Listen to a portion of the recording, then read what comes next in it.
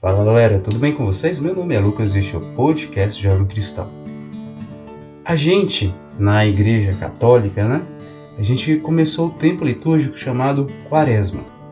E é justamente o período de preparação do nosso coração para relembrarmos, rememorarmos, o período da morte e ressurreição de nosso Senhor Jesus Cristo. E nesse período a gente é chamado a viver um período diferente, onde a gente se prepara para se tornar melhor, para viver, a paixão de Cristo. E assim, o convite que a igreja, no caso, falo a igreja católica, no sentido assim, também, a liturgia e todas as situações, eles nos convidam, nos fazem de fazermos um período de interiorização. E o que quer dizer com isso, interiorização? Quer dizer o seguinte, que é um período onde a gente é chamado para olhar para si, para dentro de si, olhar as nossas fraquezas, os nossos pecados, olhar tudo aquilo que nós precisamos de mudar, e é um período para a gente lutar pela essa mudança com uma forma mais insistente. Somos convidados a confessar, somos convidados a refletir a palavra de uma forma mais profunda, somos convidados a buscarmos viver o jejum e a abstinência e a oração com mais profundidade. E assim, nós somos chamados a viver com mais profundidade o Evangelho. O olhar para dentro de si, para ver aquilo que precisa ser mudado e lutar para essa mudança, pedir para Deus a graça dessa mudança. E se a gente falta amor, nós somos convidados a viver esse amor. O amor ao próximo, o amor a Deus sobre todas as coisas, E é nesse sentido que existe uma forma para a gente conseguir refletir e viver melhor essa quaresma, que foi até muito tempo atrás descoberto, colocado por alguns santos, e que são as obras de misericórdia. Hoje nós vamos dar início a uma experiência de reflexão sobre obras de misericórdia. Em breve eu vou explicar um pouquinho o que é a obra de misericórdia, mas hoje, para introduzir isso, ficava uma passagem que vou ler para vocês hoje. Vamos lá? Ela se encontra no livro de Isaías, no capítulo 58, no versículo 1 a primeira parte do versículo 9, que na nossa Bíblia pode encontra como 9a, tá bom? Vamos lá? Isaías 58, do 1 ao 9a. Que o Senhor nos ilumine, nos dê força para poder escutar a palavra dele. Vamos rezar um pouquinho antes de começar? Vamos lá? Pai nosso, que estais nos céus, santificado seja o vosso nome, venha a nós o vosso reino. Seja feita a vossa vontade, assim na terra como no céu. O pão nosso de cada dia nos dai hoje. Perdoai as nossas ofensas, assim como nós perdoamos a quem nos tem ofendido. Não nos deixeis cair em tentação, mas livrai-nos do mal. Amém. Isaías 58, versículo 1. Assim fala o Senhor Deus.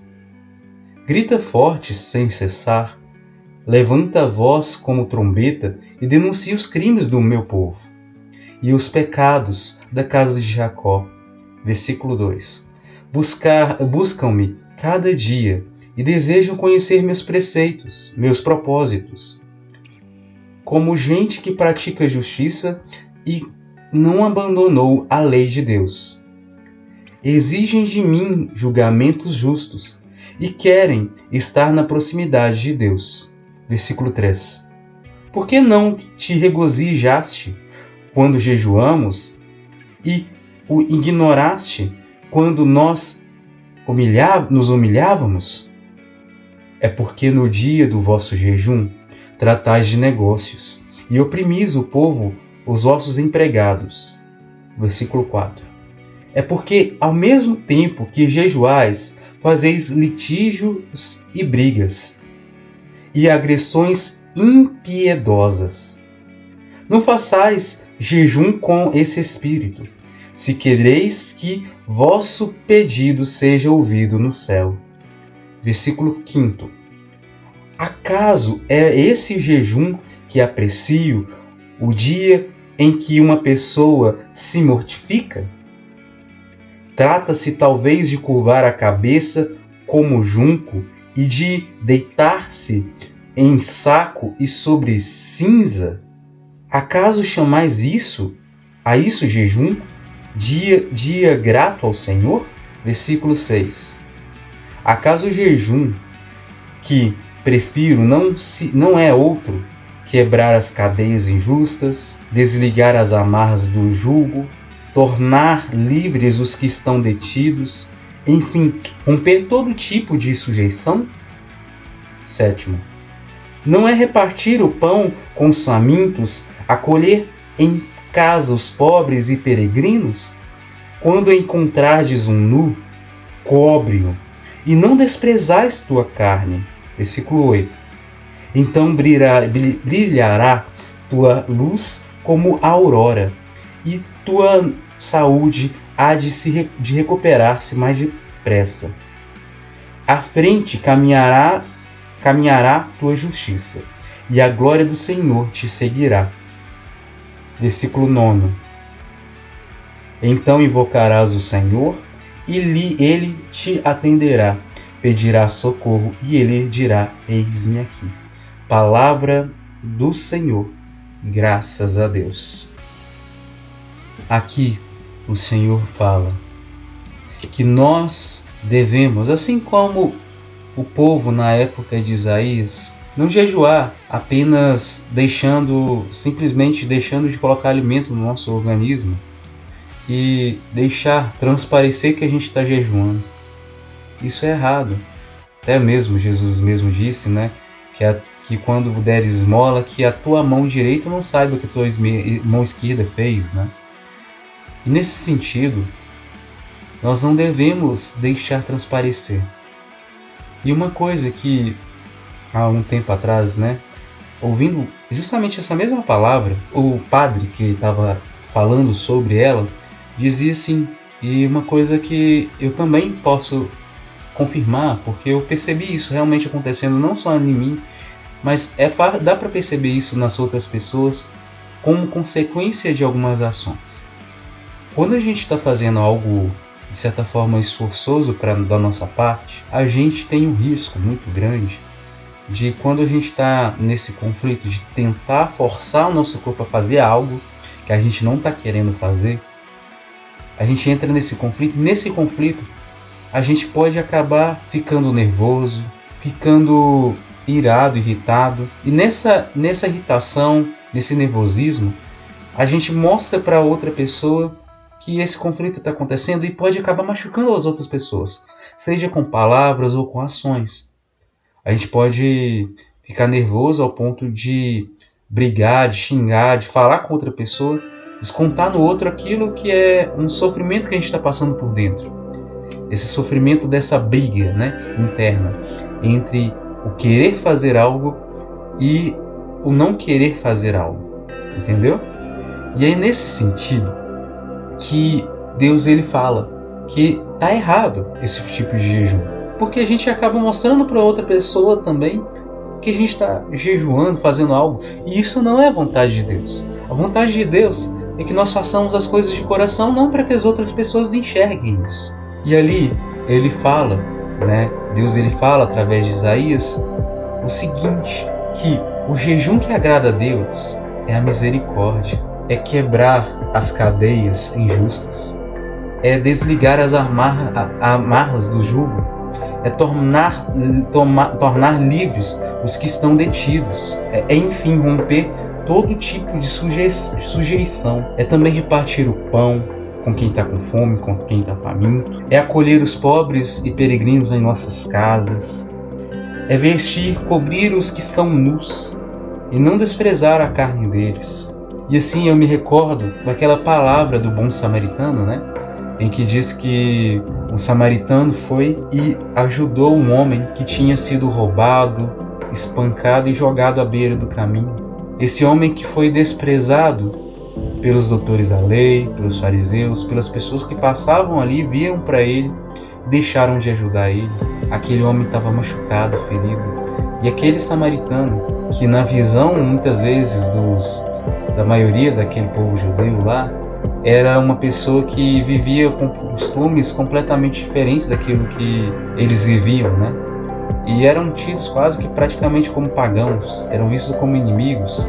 Justamente aquele que era visto como inimigo foi quem ajudou. Justamente aquele que tinha costume como pagão foi quem ajudou aquele homem, foi próximo daquele homem que estava ferido, caído. E aí é nesse sentido que nós somos convidados a fazer misericórdia, a sermos caridosos. E aí que entra as obras de misericórdia, obras de caridade. Bom, segundo o Catecismo da Igreja Católica, as obras de misericórdia, elas são ações caritativas, ou seja, de caridade, pelas quais socorremos o próximo em suas necessidades corporais e espirituais. Por exemplo, instruir, aconselhar, consolar, confortar são obras de misericórdia espirituais, como também perdoar e suportar com paciência. Obras de misericórdia corporal consistem, sobretudo, em dar de comer a quem tem fome, dar de beber a quem tem sede, dar moradia aos desabrigados, vestir os maltrapilhos, visitar os doentes e prisioneiros, sepultar os mortos. Dentre os gestos de misericórdia, a esmola dada aos pobres é um dos principais testemunhos da caridade fraterna. É também prática de justiça que agrada a Deus. E é isso aí, basicamente. Então, as obras de misericórdia basicamente são formas de ajudar o próximo, os nossos próximos. E aqui, nessa situação, a gente pode incluir também as almas das pessoas que faleceram. E elas nos ajudam a vivermos esse jejum verdadeiro que Deus nos ensina. E essas obras de misericórdia, elas não são coisas novas, para os cristãos. Porque o próprio Senhor Jesus Cristo já ensinou isso, Ele ensinou dessa forma, que quem tiver 2 túnicas, reparta com aquele que não tem, e quem tiver o que comer, faça o mesmo. Isso está lá em Lucas 3, versículo 11. E também, antes, dai o que tens em esmola, e tudo ficará puro para vós. Lucas 11, versículo 41. Essas são sobre as obras de misericórdia, Também São Gregório Magno ainda nos exorta. Quando darmos aos pobres as coisas indispensáveis, não praticamos com ele grande generosidade pessoal, mas lhe devolvemos o que é deles. Cumprimos o dever de justiça e não tanto um ato de caridade. O que quer dizer com isso? Que todos nós somos filhos de Deus. Nós temos os mesmos direitos. Acontece que muitas vezes, muitas pessoas elas são pobres nesse sentido, porque talvez ao longo da família dela, ela faltou algo para ela, seja oportunidade, seja também aprender, ter habilidades de passar por cima daquilo que foi de limitação para a vida dela. E aí entra mais um ponto, que é muito necessário a gente pensar nessa hora, O que acontece? Às vezes a pessoa ela não aprendeu, Porque além da pobreza, que a gente vê, às vezes pode ser pobreza simples, só material, também às vezes tem pobreza de outras coisas. Por exemplo, pobreza de vontade, pobreza de conhecimento, no sentido de saber que tem como mudar, que tem como ir além daquilo que se foi, que é. Às vezes a pessoa chega a tal ponto que ela não sabe mas como que ela sai da situação que ela está vivendo ali naquele momento. E aí, ela não consegue ter coragem de procurar um trabalho, ela não aprendeu, sobre a persistência e até mesmo a habilidade da resiliência, que é mesmo em meio a todas as adversidades, aprender a contornar essas adversidades e seguir em frente. Às vezes essa pessoa, ela está com essa necessidade, essas situações que foram privadas dela ao longo da vida dela no passado. Não quer dizer que seja por maldição, né? Como tem gente que acredita. Mas, às vezes ela está daquele jeito porque lá atrás, alguém da família dela, ao longo da história dela, foi roubado, foi humilhado, às vezes foi injustiçado aquela família toda, e por causa daquilo, essa família não conseguiu aquilo que era de direito dela. E assim foi passando para os filhos. Nenhum deles talvez não sabia como lidar com as questões ali, as dificuldades ali. E acaba chegando nesse nível. Às vezes uma pessoa está pedindo esmola, porque às vezes a única coisa que ela sabe fazer é pedir esmola. Às vezes a pessoa ali está presa, né? Até mesmo, caso extremo, né? No mundo das drogas, porque ela não soube como vencer, como superar esse mundo, essa dificuldade. Porque na família dela, às vezes ela não recebeu o amor e o carinho que ela precisava receber. E aí é pobre de amor e de carinho. Às vezes faltou alguém que insistisse com ela. Vai, continua persistindo. Porque na família dela, eles tinham essa pobreza de insistência, de persistência. E meio a essas situações todas, essas pobrezas, né, acabam tirando o direito da pessoa de viver. O direito de crescer. O direito de ser vivo. De caminhar com as próprias pernas. E aí que entra a caridade nossa. Quando alguém tem algo, está faltando algo para alguém que nós temos, nós meio que somos obrigados a dar. Não no sentido assim, não é obrigado, né? Mas nós temos a condição de dar e ajudar aquela pessoa a ser melhor. E aí que tá. Às vezes é necessário dar o alimento, sim. Porque às vezes a pessoa está com fome, ela precisa de comer. Senão ela pode morrer por falta de comida. Por falta de água, ela pode morrer de sede. Então é preciso dar alimento. Mas ao mesmo tempo, é preciso também dar oportunidade para ela aprender a pescar. Aprender a buscar o seu próprio alimento, aprender a ter trabalho. Então, nesse sentido, nós temos que ajudar também nas oportunidades de trabalho, nas oportunidades para que essa pessoa consiga ter o direito de viver. Viver o direito dela de viver. Porque todos nós temos o direito de viver. Todos nós temos o direito de crescer. Nesse sentido, nós temos a oportunidade de ajudar essas pessoas também a viverem e a crescerem. E aí, em relação à questão dos efeitos das obras de caridade, o São Pio X dizia, né, que as obras, que ele falava sobre as obras de caridade, das obras de misericórdia, né, e ensinava para os fiéis que no juízo particular, ou seja, quando a pessoa morre e quando Deus vai estar só ela e Deus, para ela entrar no céu, cada um vai ser pedido conta dessas obras de misericórdia. Porque no próprio Jesus mesmo disse: você me deste de beber, me deste de comer, me deste de vestir. Quando eu estava nu, você me vestiu. Quando eu estava enfermo, você me foi visitar. Quando eu estava preso, você foi me visitar. Tá aí, você consegue perceber aí as obras de misericórdia? E é nesse sentido que elas vão ser cobradas. O próprio Jesus, ele mesmo disse isso. E assim, cada vez que nós fazemos esses atos, nós conseguimos dar abertura para a gente entrar no céu. E à medida que a gente vai fazendo as coisas para as outras pessoas nesse sentido, Deus vai cuidando do nosso coração. Por exemplo, se eu faço esforço para começar a dividir aquilo que é meu, sendo que a princípio eu não tenho costume de dividir, nesse sentido, eu vou ter esse esforço, vou lutar contra esse conflito interno que eu tenho aqui dentro de não querer partilhar. E aí, Deus ele vai usar disso para tornar o meu coração mais misericordioso com o coração dele. Todas as pessoas que pediram para Jesus, né, que a gente vê na Bíblia, que eles pediram a cura, Jesus curou. Tudo que Deus nos deu de graça, ele mesmo disse: vós que recebeis de graça, deveis dar de graça. Então, se Deus nos dá saúde, nós podemos contribuir com a saúde das outras pessoas. Se Deus nos dá a graça de ter algo em abundância, nós podemos partilhar.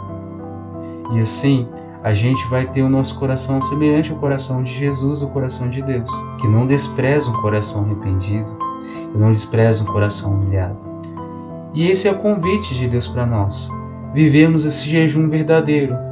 Eu quero a misericórdia e não o sacrifício. Já diz isso na palavra. Então, nesses próximos episódios, a gente vai partilhar um pouquinho sobre essas obras de misericórdia, tá bom? E aí, eu convido a vocês, já se você tiver curiosidade, já procura de uma vez sobre essas obras, tá bom? E é isso. A gente se vê no próximo episódio. Que Deus abençoe muito todos vocês. Até mais.